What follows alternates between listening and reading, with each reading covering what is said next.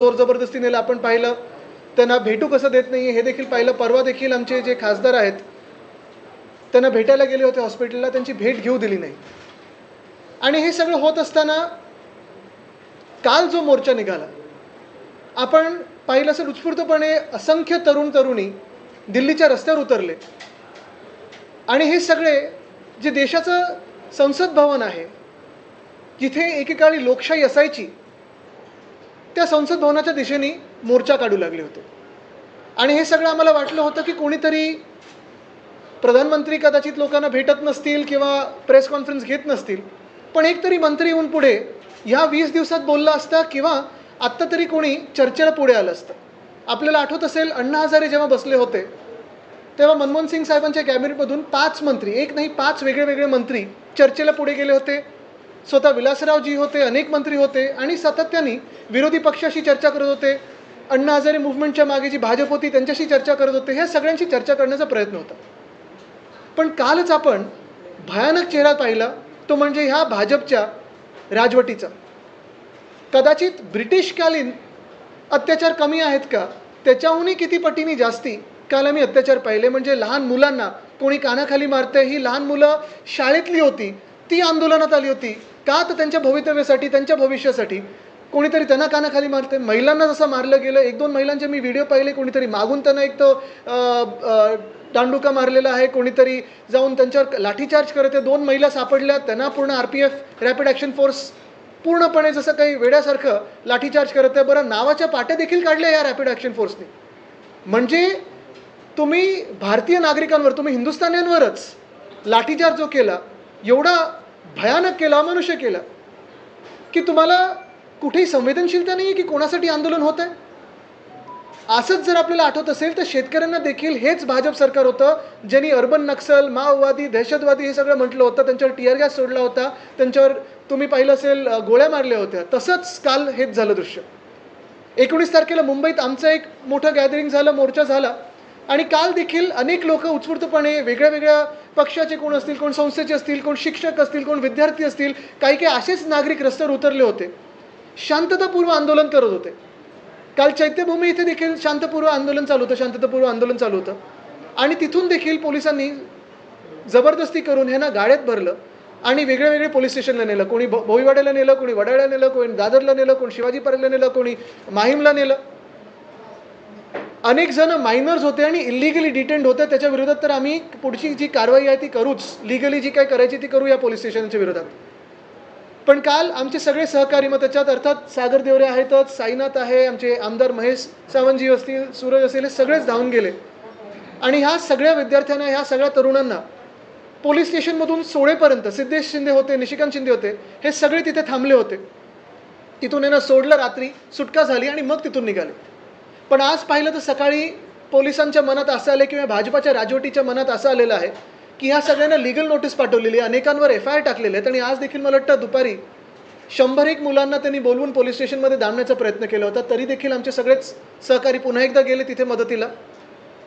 आज आम्ही जाहीर करत आहे की जिथे जिथेही महाराष्ट्रात आंदोलनं ह्या विषयासाठी होत आहेत, मग नीटच्या विद्यार्थ्यांसाठी होत आहेत, तरुणांसाठी होत आहेत, सोनम वांगचुक यांच्यासाठी होत आहेत, अभिजित दिपकेसाठी होत आहेत, आम्ही एक ईमेल ID निर्माण केलेला आहे, Shiv Sena UBT legal@gmail.com. Shiv Sena UBT legal@gmail.com. आपण सर्वांनी, ज्या कोणी ह्या विषयापुरतं, मग त्याच्यात सोनम वांगचुकचं उपोषण असेल, अभिजित दिपकेचं उपोषण असेल, दिल्लीत जे काल प्रकार घडलेला आहे ते असेल, ह्याच्या विरोधात जे कोणी आंदोलन करते, शांततापूर्व आंदोलन करते, तुम्हाला जर नोटीस आली, तुम्हाला जर FIR टाकली गेली, तर ह्या ईमेल ID वर संपर्क करा. आम्ही तुमच्यासोबत आणि तुमच्यासाठी उभे राहू. असंच मी ह्या राज्यातल्या तमाम पक्षांना, विद्यार्थी संघटनेना आणि खास करून ॲडव्होकेट्सना अपील करत आहे की आपण सगळ्यांनी ह्याच्यात एकत्र येणं गरजेचं आहे. मी सगळ्या ॲडव्होकेट्सना हीच विनंती करत आहे की आपण ह्या देशासाठी ह्या तरुणांच्या केसेस प्रो बोनो म्हणजे फ्री ऑफ कॉस्ट घेऊन लढणं गरजेचं आहे. ज्यांना ज्यांना वाटत असेल, ज्यांना ज्यांना संवेदनशीलता असेल, ज्यांना वाटत असेल की नाही मी सोनम वांगचुक यांच्यासोबत उभं राहिलं पाहिजे, माझ्या देशासोबत उभं राहिलं पाहिजे, देशद्रोही भाजपच्या विरोधात उभं राहिलं पाहिजे, त्यांनी पुढे येऊन आमच्यासोबत संपर्क साधून ह्या मुलांना, मुलींना, युवा युवतींना किंवा जे कोणी आंदोलनकर्ते आहेत त्यांना साथ देणं ही गरजेची आहे. आपण पाहिलं असेल गेल्या 2-4 दिवसामध्ये जी आंदोलनं झाली त्याचा जो काही पडसाद आहे बाहेर पण उमटत आहे. लंडनमध्ये चांगलं आंदोलन झालं, तिथे पीसफुल गॅदरिंग तिकडच्या सरकारने मान्य केलं, करू दिलं तिथे आंदोलन. पण आमच्याच देशातल्या देशद्रोही भाजप सरकारने हे आंदोलन होऊ दिलं नाही, चिरडण्याचा प्रयत्न केला. नेदरलँड्समध्ये तसंच आंदोलन झालं. जगभरात अनेक ठिकाणी भारतीय जे आपले आहेत, हिंदुस्थानी जो डायस्पोरा, जे मोदी साहेब त्यांना भेटत असतात सतत, हे येऊन तिथे आंदोलन करतायत. शांततापूर्व होतं, कुठेही काही त्रास नाही आहे, तिकडच्या लोकांना त्रास नाही आहे. पण इथे तरुणांसाठी कोणी लढत असेल, इथे कोणी शिक्षणासाठी लढत असेल, तर भाजपला हा त्रास होतो. आणि ह्या गेल्या 20 दिवसामध्ये आपण अजून एक गोष्ट पाहिली असेल, अनेक विद्यार्थी संघटना आपापल्या परीने ह्याच्यात आंदोलनं करत आहेत. मग युवा सेना करत आहे, NSUI करत आहे, इतर सगळ्या ज्या विद्यार्थी संघटना आहेत त्या रस्त्यावर उतरल्यात. फक्त एक विद्यार्थी संघटना गायब आहे. ती नुसतं कॉलेजमध्ये मारामारी करायला, दमदाटी करायला, घुसून कोणाला ते ठोकायला जातं, पण विद्यार्थ्यांचा प्रश्न असला तर जात नाही. म्हणजे तुम्ही पाहिलं असेल तर खरं तसं भाजपच्या आत्ताच्या नेत्यांचं आणि शिक्षणाचा काडी मात्र संबंध नाही आहे. ABVPनी कदाचित बाहेरच्या कॉलेजेसमध्ये म्हणजे परदेशातल्या कॉलेजमध्ये जर स्थापन केलं तर मंत्र्यांची मुलं तरी त्यांना तिथे सापडतील. ABVP, इंटरनॅशनल ABVP, विश्वगुरू वगैरे असं काहीतरी करता येईल त्यांना. पण देशात जेव्हा विद्यार्थी आज लाठ्या काठ्या खातोय, आज टिअर गॅसमध्ये चिरडला गेला आहे, आज तुम्ही पाहताय रॅपिड ॲक्शन फोर्स असेल, दिल्ली पोलीस असेल किंवा कालचं मुंबई पोलीस असेल, दुर्दैवाने जसं चिरडण्याचा प्रयत्न चालू आहे विद्यार्थ्यांचा आवाज, ही संघटना आहे कुठे? आणि म्हणून पुन्हा एकदा मी हेच सांगेन, जे उद्धव साहेबांनी पहिल्या दिवसापासून म्हणजे सोनम वांगचुक यांना कदाचित पहिला पाठिंबा हा उद्धव साहेबांनी दिला. उद्या उद्धव साहेब भेटायला देखील चालले आहेत, सकाळपासून तीच चर्चा चालली आहे. पण महत्त्वाची गोष्ट हीच आहे की आपण सर्वांनी एकत्र येऊन हा लढा देणं गरजेचं आहे. आणि आता विसरता कामा नये की भाजप ही देशद्रोही, विद्यार्थीद्रोही, आणि भाजपच्या मनात जेवढा द्वेष शिक्षणाबद्दल आहे आणि विद्यार्थ्यांबद्दल आहे तो दिसून आला. वेगवेगळे मुद्दे घेऊन तरुण बाहेर पडतात आहे, बोलतात आहे. हा मुद्दा तर झालाच, पण अनेक अशा मुवमेंट उभ्या राहतात, त्यावेळेस त्यांना कायद्याच्या चौकटीमध्ये अडकवण्याचा प्रयत्न केला जातो. फक्त याच मुवमेंटपर्यंत आपली लिगल हेल्प असेल की पुढे देखील आत्तासाठी सोनम वांगचुक, अभिजित दिपके जे तरुणांसाठी करत आहेत, आम्ही सर्व विद्यार्थी संघटना एकत्र आलेलो आहे. आपण पाहत असाल आता राहुल गांधी आणि प्रियंका गांधी देखील लोककल्याण मार्ग, ते नावासाठी लोककल्याण आहे, बाकी अदानी कल्याण मार्गाला जिथे उभे राहिलेत आंदोलन करत.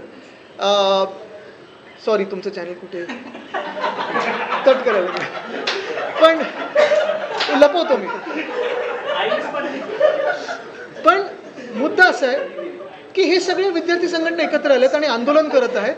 जिथे जिथे केस होईल आम्ही तिथे उभे राहू. आज मुख्यमंत्री देवेंद्र फडणवीसांचं हे म्हणणं आहे की चांगला मुद्दा घेऊन आंदोलन निश्चितपणे करत होते काही विद्यार्थी, मात्र त्यामध्ये काही बाहेरच्या प्रवृत्ती देखील घुसलेल्या आहेत.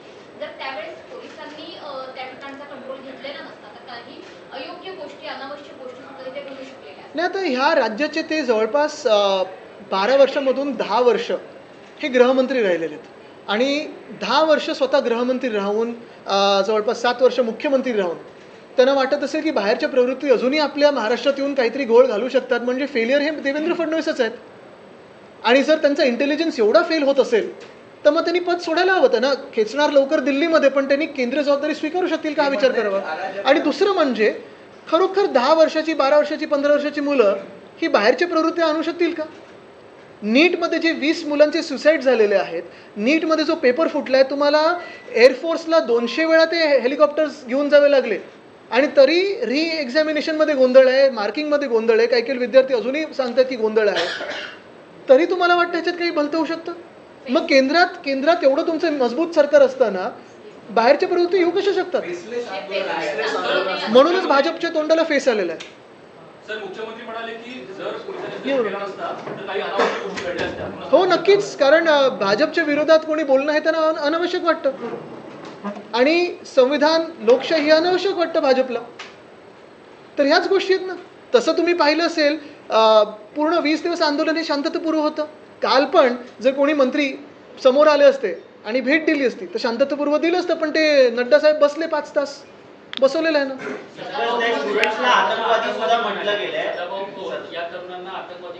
काय तर स्वतः जी लोक आहेत जे कधी शिक्षणाकडे ज्यांनी लक्ष दिलं नाही, पास होण्याची कुवत नाही आहे एका साध्या एक्झामिनेशनमध्ये, हे लोक दुसऱ्यांना बोलत आहेत. आणि हे खरं तर आधी मला वाटतं शेतकऱ्यांसोबत उभे राहायचे एका काळी.